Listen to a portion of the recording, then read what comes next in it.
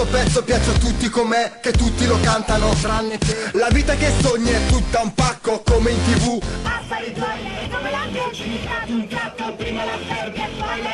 Poco prima delle 11 la campanella è suonata, scuola finita e per il popolo studentesco sono cominciate le vacanze estive.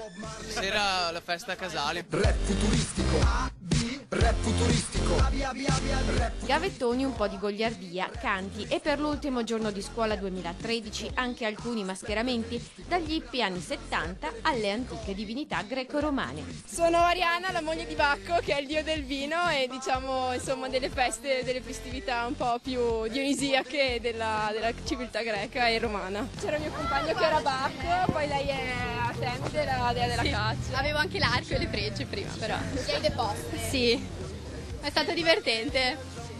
Siamo passati per tutte le classi e tutti che volevano fare una foto con noi, abbiamo festeggiato, è stato bello. Non è proprio l'ultimo giorno di scuola oggi. No, il 19 ricominciamo. Già la tensione per gli esami o c'è tempo? No, siamo tranquilli. Non è vero. Festeggiamenti serali? A oltranza. Esami? 19, sì. 20 e 24. Quando si comincia a studiare? 19. Lunedì! No!